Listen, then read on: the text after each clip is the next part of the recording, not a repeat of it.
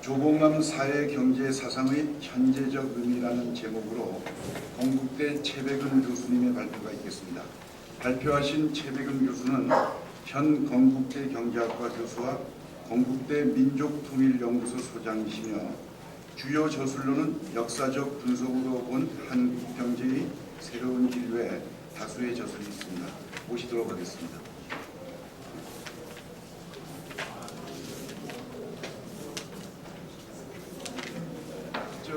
이 강의 끝난 후 10분간 휴식 시간과 간단한 다가를 준비했습니다. 조금만 참여해 주시기 바랍니다.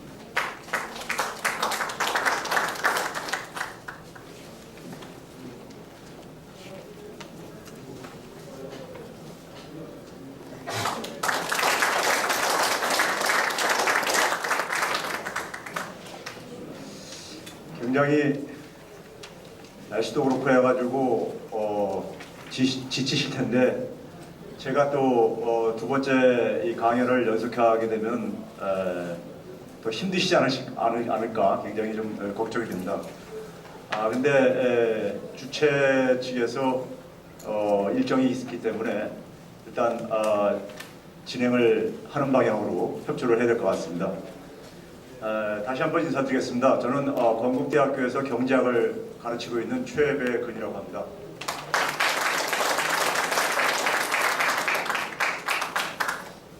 박명린 교수도 말씀을 하셨지만 사실 저도 이 자리에 서서 여러 선생님들한테 강연을 할 그러한 능력이나 입장은 아닌 것 같습니다.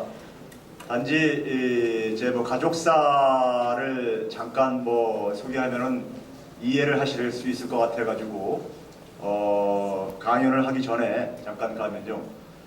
저는 진보당 사건이 나기 바로 직전에 태어나가지고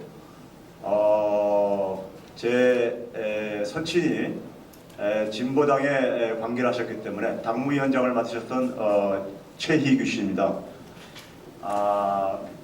그러다 보니까는 유년 시절과 청년 시절을 저는 저희 집에서 늘상 뵀던 선생님들이 지금은 대부분이 돌아가셨지만은 진보당 혹은 진보당과 관련이 있는 진보당에 참여하셨던 선생님들과 관련 있는 분들이라든가 그런 분들이 늘상 1년 365일 거의 없는 날이 없을 정도로 많은 분들을 이렇게 배워왔습니다. 그 다음에 또 선친에게 늘 그러니까 어렸을 때부터 심부름을 다니면서 지금은 많이 돌아가셨지만 여러 선생님들을 뵐 기회가 있었고 또 얘기를 또 주워들을 기회가 있다 보니까는 기록은 안 남기셨지만 그 많은 선생님들이 많은 분들이 기록을 안 남기셨지만은 그 들은 얘기가 거의 매일 밥 먹듯이 하듯이 그러니까 이렇게 들어오면서 성장을 했습니다. 그 속에서 유년 시절부터 저에게 각인된 죽산 선생님의 이미지는 제 삶을 지금까지 지배해오는 데 있어서 굉장히 중요한 무게로서 작용해 왔고요. 지난 한 30여 년 넘게 학문을 하면서도 그분의 그 삶과 또 그다음에 그분이 추구했었던 것들로부터 자유로울 수가 없었을 뿐만 아니라 더 중요한 것은 학문을 30년, 40년 하고 난 결론이 아까 박명린 교수도 그랬고 아까 여러 선생님들 앞에서도 얘기했지만은 죽산 선생님을 공부하면 할수록 제가 참 경애를 느끼는 이유는 뭐냐면요. 만약에 죽산 선생님이 그냥 흘러간 정치인이었다면 저는 이 자리에 서지 않았었을 겁니다. 근데 지금 21세기에 지금 요즘 학생들한테 우리가 강의를 할 때는 옛날 얘기를 단순하게 해가지고는 재미없어가지고 별로 관심이 없습니다. 지금 21세기 살아가는 지금 현재 시점 속에서 가장 고민하고 있는 것들을 풀 수 있는 방향을 죽산 선생님은 이미 60여 년 전에 제시를 했더라고요. 제가 학문을 한 3, 40년을 경작을 하고 난 이후의 결론입니다. 그래서 어떻게 보게 되면은 너무 시대를 앞서갔었고 우리 속담에 너무 시대를 앞서가도 역적이라는 이런 말이 있다고 하더라고요. 옛날 어른들이요. 너무 앞서가다 보면은 현실과 또 괴리가 될 수 있는데 죽산 선생님은 현실과 것을 그 앞선 시대를 정확하게 읽으시고 그 시대 가치를 현실에 굉장히 구체화시킬 수 있었던 탁월한 능력을 가지고 있었고 또 리더십을 갖춘 분이었던 것 같습니다. 그런 점에서 저는 죽산 선생님은 이미 법적으로는 아직 복권이 안 됐다 하더라도 시대적으로 역사적으로 이미 저는 복권이 되었다고 감히 평가를 하는 입장입니다. 지금 살아가는 우리 이 시대 속에서 가장 중요한 화두 중에 하나가 혁신입니다. 뭐 혁신 이렇게 떠오르기 제가 이렇게 얘기를 하면은 과거의 진보당이라든가 혹은 60대 이후에 많은 우리가 이 그 진보 정당들을 혁신 정당이라고 부르는 경향이 있기 때문에 그걸 연상하실지 모르겠는데 그거하고는 좀 틀립니다. 오늘날 우리가 일반적으로 혁신이라고 하는 것은 오늘날 그러니까 우리가 혁신하는 것은 개인이든 심지어는 기업이든 국가든 인류 세계가 살기 위해서는 살고 또 나아가서는 번영하기 위해서는 우리가 변할 수밖에 없는데 그 변하는 내용을 가치를 혁신이라고 규정을 하고 있고요. 그 혁신을 지배하고 있는 구체적인 원칙으로서 협력과 자유를 얘기하고 있습니다. 요즘 세계에서 가장 중요한 원칙이 협력입니다. 심지어 장사꾼인 기업에게도 마찬가지입니다. 협력이 가장 중요한 원칙이 되고 있고 자율이 가장 중요한 원칙이 되고 있는데 바로 그것을 죽산은 60년 전에 그 시대의 흐름을 정확하게 읽고 그것을 구체적으로 구현하는데 굉장히 성공적으로 살다 가신 분이었던 것 같습니다.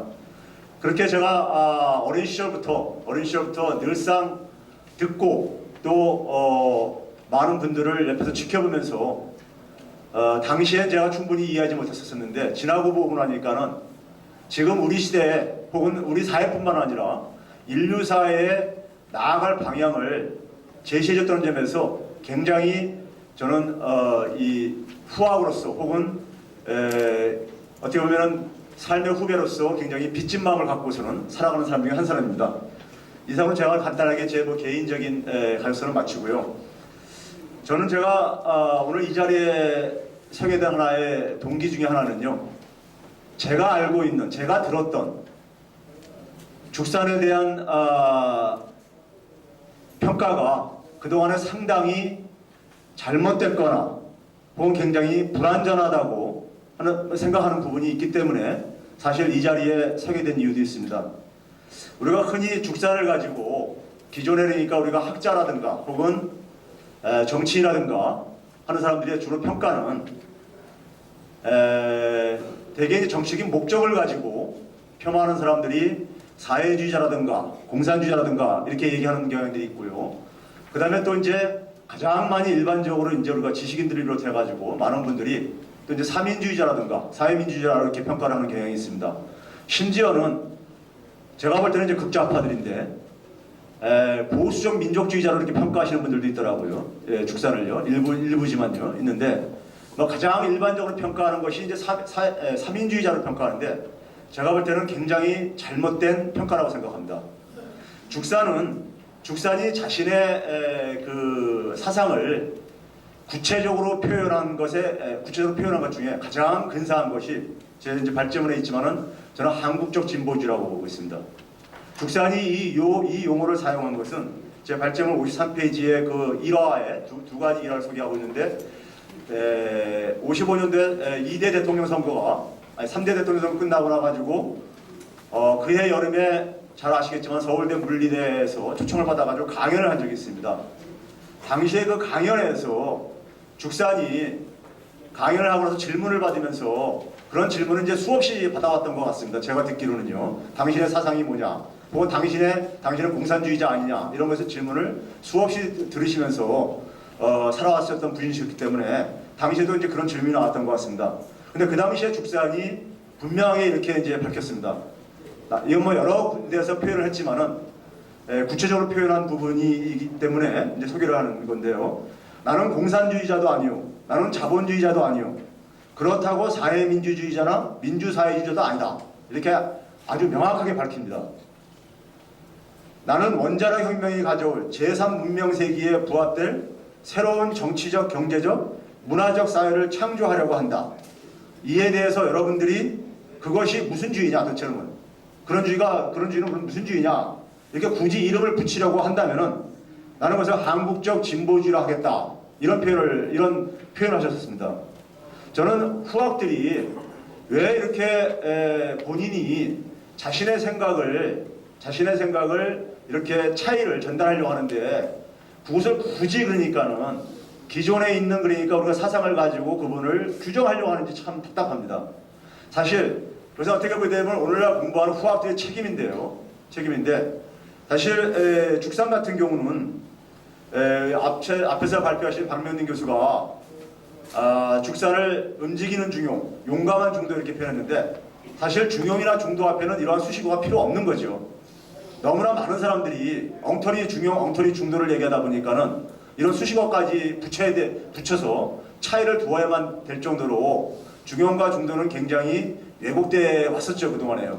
왔었는데 사실 죽산은 자기 자신이 반공주의자라는 것을 굉장히 자주 밝혔습니다. 단순한 정치적 동기로만 밝힌 것이 아닙니다. 실질적인 본인의 사상이 그랬기 때문에 반공주의라고 얘기했던 것이고 단순한 반공이 아니라 아까 박명린 교수도 얘기했지만은 반공을 넘어서기 위해서 넘어서는 사상을 갖추고 있던 분이시고 그래서 실천하려고 실질적으로 이렇게 구현을 했던 분입니다. 앞으로 보겠지만요. 죽산 같은 경우를 사회민주주의로 우리가 규정하는 데 속에서 그 잘못은 어디에서 비롯되어지고 있냐면요.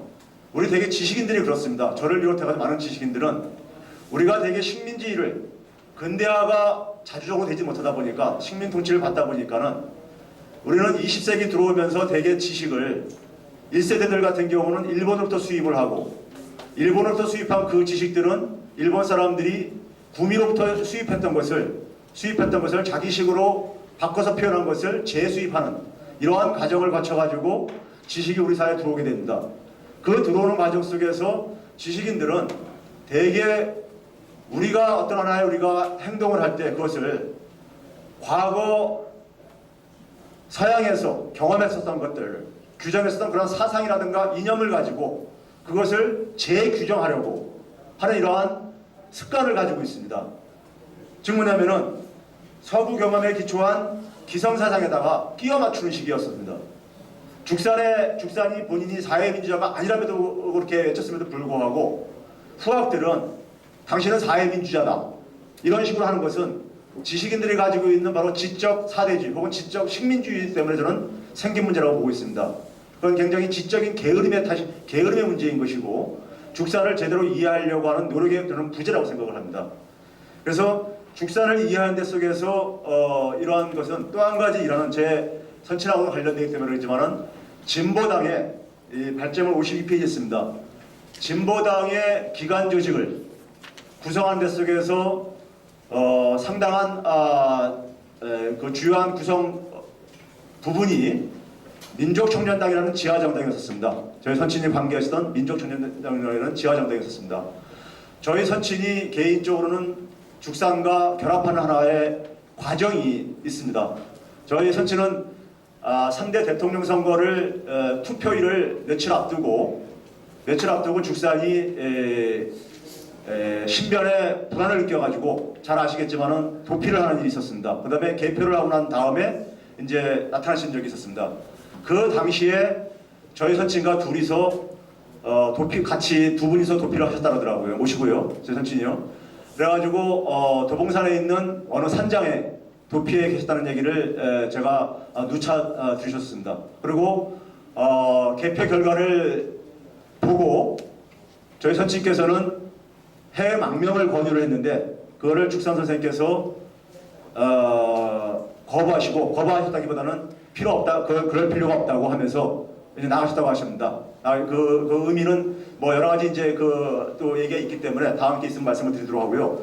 그 민족청년당이 진보당에 아마 후학들이 굉장히 게으른 것 중에 한 가지가 당시에 진보당이 창당하는 과정이에요. 서울시 창당하는 과정 속에서 그 당시엔 굉장히 엄혹한 현실이었습니다.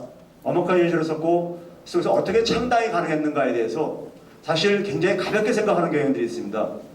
그 창당 과정을 조금만 관심을 가지고 이해를 하게 되면은 그것이 왜 어떻게 가능했는지는 바로 이 민족청년당 조직들이 사실 있었기 때문에 상당히 가능했었던 것을 사실 이해할 수 있었던 부분인데요. 그 민족청년당의 기본적인 강령이 제3민주주의와 제3민주주의 혹은 강국적 진보주의라는 이런 걸 추구하고 있었습니다. 이러한 것을 제 서친이 죽산 선생을 개인적으로 만났을 때도 똑같은 질문을 했다고 합니다. 세상 사람들이 당신을 공산주의자라고 하는데 당신의 이념은 무엇이요? 이렇게 물어봤더니만은 죽산 선생께서 자기는 살아오면서 사실 유물론이라는 철학이 굉장히 훌륭한 철학이라는 것을 한때 이렇게 받아들인 적이 있지만은 자기는 공산주의를 반대한다. 이제 뭐 이런 얘기를 하시면서요. 그러면서 민족청년단의 강령을 설명을 듣고서는 자기가 추구하는 거하고 하나 다른 바가 없다. 그래가지고 거기서 민족청년당이 진보당 창당에 거당 합류하기로 하고 진보당의 주요한 강령으로서 공동 투쟁한다는 것을 같이 약속을 하고 그리고서는 진보당 창당 과정에 합류하게 되고 사실 추진했다는 얘기를 이제 들어왔었습니다.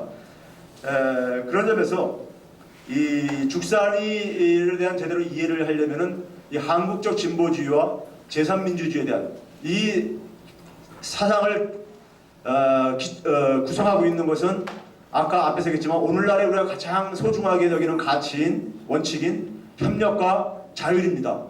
이것을 그러니까 왜 그렇게 했냐면은 뒤에서 좀 얘기하겠지만은 박명진 교수도 앞에서 얘기했지만은 분단을 극복하려면 당시에 북한에서 내세우고 있는 공산주의, 사회주의도 극복을 하고 남한에서 거하는 자본주의도 극복하기 위해서는 그리고 그 자본주의와 공산주의가 다 받아들일 수 있는 것을 내세우려면은 자율과 협동 혹은 자율과 협력뿐이 불가능하다고 파악을 했던 것입니다.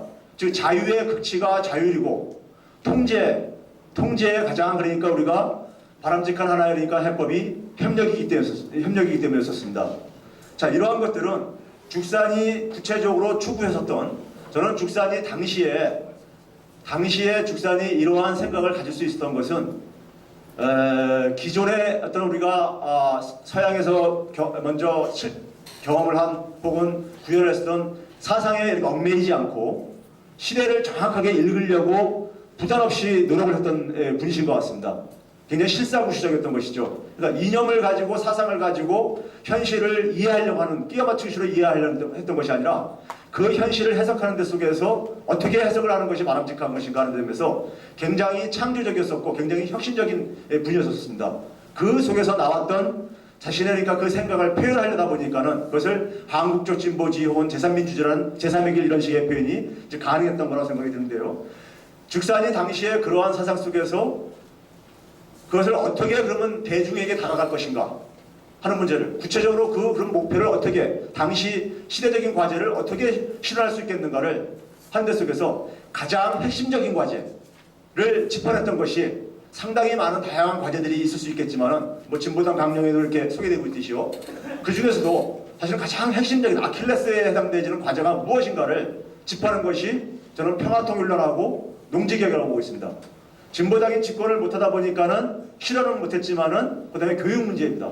죽산에게 있어서 가장 좀 중요한 세 가지 그러니까는 당시의 시대적인 문제를 해결하고 당시의 민중들의 대중들의 그 행복을 위해 가지고 추구해야 될 가장 소중한 하나의 부분을 가장 핵심적인 부분을 이 세 가지 부분으로 저는 짚어냈다고 보고 있습니다. 그건 정확하게 짚어냈었고 지금도 굉장히 그 가치들은 여전히 유효하다고 보고 있는데요.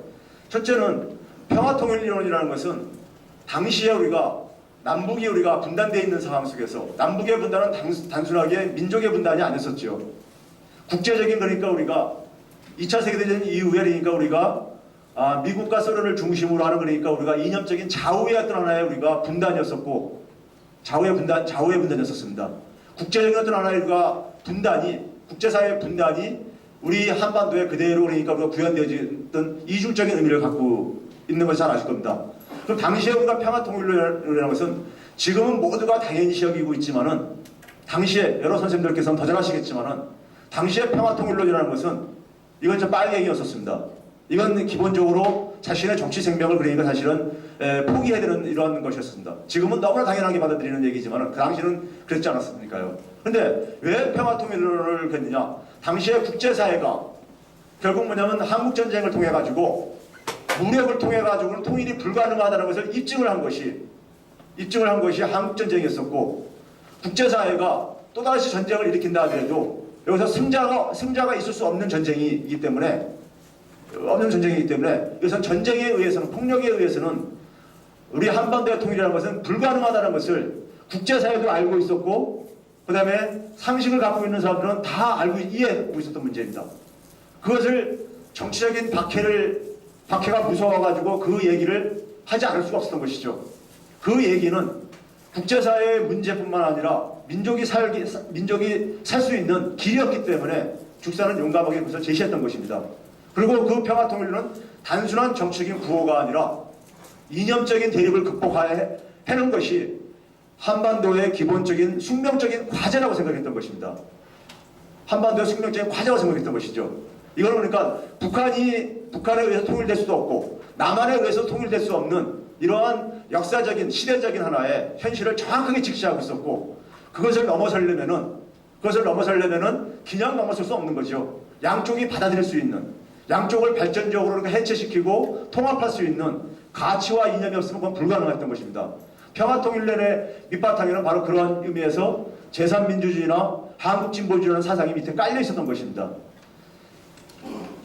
제가 맡은 주제가 제가 경작을 하다 보니까 사회경제사상입니다. 사회경제사상이다 보니까 제가 본문에는 사실 사상을 이 혁명가이자 위대한 정치가의 사상을 경제 정치적으로 분리해서 설명하는 것이 사실은 어렵지만은 일단 제가 맡은 부분이 경제적인 측면이기 때문에 제가 55페이지부터 2장에는 제가 사회경제사상이라고 했는데 주로 이제 농지개혁을 중심으로 제가 이제 소개를 했는데요. 아까 박명린 교수가 우리 사회 속에서 토지개혁에 굉장히 이제 의미를 굉장히 길게 자세하게 설명을 드렸기 때문에 제가 재소개할 필요는 없는 부분이지만요. 토지개혁 문제는 당시에 우리 사회의 시대적인 과제를 해결하는 데 속에서 아까 얘기했듯이 평화통일론 못지않게 평화통일론과 또 맞물려 있었습니다. 이런 굉장히 핵심적이고 굉장히 그 여러 과제들을 동시에 해결할 수 있는 그런 하나의 아킬레스였었습니다. 사실 토지개혁에 대한 죽산이 토지개혁을 우리가 농지개혁을 실현하는 그 방안에 대해서 아까 이승만 박사가 죽산을 활용한 것에 대해서 소개한 적도 있었지만은 죽산이 사실은 그 뛰어난 능력이 없었으면은 이승만 박사가 하려고 그 책임을 맡겼다가도 아마 아무 성과도 못 거두고 그냥 아무 성과도 못 내고 그냥 물러나는 그러한 정치인이 됐었을 겁니다. 그 당시에 쉬운 과제가 아니었습니다. 한때는 일부 우리 사회 속에서 소위 이제 극자주의자들이 남한의 농지개혁을 가지고 북한의 토지개혁을 가지고 굉장히 진보적이고 남한의 농지개혁을 굉장히 부정적으로 평가하는 그런 경향이 있었습니다. 근데 제가 볼 때는 북한의 토지개혁이 잘못된 개혁이었습니다. 자, 그걸 제가 설명드리기 위해서는요. 자, 해방 이후에 우리 사회가 가지고 있는 여러 가지 문제들 중에서 그 문제들을 해결하는 것은 정치적으로 볼 때, 정치사회적으로 볼 때는 20세기 이전까지 조선사회까지 우리 사회가 지난 수천 년 동안에 발전시켜 왔었고 그 다음에 추구했었던 목표들이 있었습니다. 우리 역사가 반만년의 역사를 가지고 있는 유구한 문화 역사이기 때문에 우리 사회가 추구했던 하나의 가치와 방향이 있었습니다. 그것이 일제 통치에 의해서 예곡이 되었습니다. 그 다음에 분단에 의해 가지고 또다시 그 예곡이 더 심화될 수밖에 없었습니다. 민족이 두 동강이 나다 보니까요. 그러면 일단 민족 경제가 정상적으로 발전하고 사회가 정상적으로 발전하기 위해서는 그 왜곡된 부분을 바로 자리 잡지 못하면은 나머지 문제들은 제대로 그러니까는 작동할 수가 없는 것이었습니다. 단순한 그러니까 지역적인 정책을 가지고 풀 수 있는 문제들이 아니었던 것입니다. 그래서 가장 핵심적인 것을 그러니까는 집중적으로 공략을 해야지만이 여러 문제들, 난제처럼 얽혀있는 여러 문제들을 풀 수 있는 것이었었고 그것이 평화통일론과 더불어서 농지개혁이었던 것입니다. 그럼 20세기 이전까지 제가 경제학에서도 경제사를 하다 보니까는 뭐 결론만 얘기하겠습니다. 20세기 이전까지 우리 사회는, 한국 사회가 굉장히 독특한 사회입니다. 독특한 사회입니다. 그걸 한마디로 얘기하면은 공동체주의라는 거하고 개인주의가 묘하게 결합돼서 계속해서 어느 두 개의 가치 중에서 하나의 가치를 추구했던 것이 아니라, 두 개의 가치가 서로 대립을 했던 것이 아니라, 두 개의 가치가 계속해서 결합돼서 진화되어 왔었던 이러한 사회였습니다. 그게 지난 수천 년 동안에 20세기 이전까지 제가 공부한 바에 의하면 그러한 역사더라고요. 그걸 서양의 어느 학자가, 스웨덴의 어느 학자가 동양사를, 한국사를 연구하면서 그걸 어떻게 표현을 했냐면은, 영어로 표현한 걸 제가 한국말로 바꾸게 되면은, 공동체주의와 개인주의가 역설적으로 결합된 어떤 하나의 그런 역사를 갖고 있다, 이렇게 표현했어요. 이게 모순적으로 결합됐다 이겁니다. 그런 인식은 뭐냐? 공동체주의하고 개인주의라는 건 서로가 모순관계로, 서양에서는 이것을 모순관계로 되게 일반적으로 보는데, 이 모순적인 게 어떻게 같이 이렇게 결합될 수 있었냐 이거예요. 그러니까요. 그래가지고 그것을 모순적인 결합이라는 이런 표현을 썼습니다. 서양의 학자고는 학자가요. 그만큼 그 한국 사회가 20세기 이전까지 추구했던 것은 그 공동체주의와 개인주의가 굉장히 참 신기할 정도로 같이 결합되어 가지고 작동했던 역사를 갖고 있습니다. 그것이 우리가 흔히 좀 거칠게 얘기하게 되면은, 공산주의는 공동체, 좀 좋게 얘기하면 공동체주의죠. 좀 거칠게 얘기하면 전체주의죠. 전체주의를 지향했던 사회이고, 이쪽에 우리가 자유민주주의라고 얘기하는 미국 체제, 자유주의 체제는 개인주의가 기본적인 밑바탕에 깔려있는 지향했던 이 사회를 운영하는 원리로서 개인주의에 기초했던 사회였죠. 그 두 개의 사회가 공통점이 있었죠. 그것은 민주주의였었습니다. 공화주의였었습니다. 공산주의나 민주주의나 다 민주주의와 공화주의를 추구했습니다. 그랬었기 때문에 2차 세계대전 때 같이 연합군을 형성할 수 있었던 것이죠. 제국주의에 반대해가지고요. 근데 그런 개인주의에 기초한 자본주의와 전체주의에 기초한 공산주의의 그 대립이 한반도에서 충돌이 된 거죠. 거기서 그것을, 그러니까 우리가 추구했던 방향과는 관계없이 그 두 개의 가치가 충돌을 하면서 우리 한반도를 분단을 시키면서, 한쪽에는 전체주의, 한쪽에는 개인주의를 굉장히 극단적으로, 불구적으로 굉장히 전개시키던 것이 지난 해방 이후에 지난 60, 70년의 역사였었습니다. 역사들 잘 아시다시피요. 그러면 여기서 우리가 죽산이 바로 그랬던 것은 이 개인주의에 기초한 자본주의와 전체주의에 기초한 사회주의를 어떻게 실질적으로 극복하느냐 하는 것을, 자기가 살아오면서 삶에 배태되어졌었던 그 속에서 익숙하게 그것을 소화해낼 수 있었을 뿐만 아니라, 그것을 현실을 정확하게 읽고 세계가 어떤 방향으로 가고 있는가를 읽는 속에서 그것을 정확하게 끄집어낼 수 있었던 능력의 소유자였던 것이었습니다. 자, 그래서 제가 보게 되면 농지개혁 속에서, 농지개혁이라는 것은 우리가 흔히 보게 되면은 저는 세 가지 정도의 우리가 주요한 의미를 갖고 있다고 보고 있습니다. 우리가 흔히 이제 그 일제가 들어와가지고, 조선 총독부가 들어와가지고 제일 먼저 했던 것이 토지조사 사업이었었죠. 그래가지고 조사 사업을 해가지고 소위 말해서 토지 소유권 체계를, 사유재산권적인 그러한 소유권 체계를 도입을 하죠. 근데 그 부분에 대해서 학계 일각에서는 일제의 어떤 하나의 역할 중에 하나로 근대적인 소유권 제도를 확립시켰다 해가지고 굉장히 긍정적으로 평가하는 경향이 있었습니다. 이렇게 평가하는 경향이 지금도 있습니다. 한국 소위 경제사학회 같은 데 보게 되면요. 근데 사실 우리가 보게 되면은 해방이 되면서 일제가 도입한 소유권 체계가, 일제 통치에서 도입된 소유권 체계가, 재산권 체계가 양쪽 사회에서 다 부정되어졌습니다. 해방 이후에 북한은 물론이거나 남한에서도 소위 우리가 식민지에서 해방됐기 때문에 개혁을 해야 되는데, 소위 탈식민주의적인 개혁에 대한 이런 요구가 있었었죠. 그 요구에서 일제시대 때 도입했던 소유권과 재산권 체계는 양쪽에서 다 부정되어집니다. 그것은 단순하게 이념적으로 부정되어진 것이 아니라 일제시대 때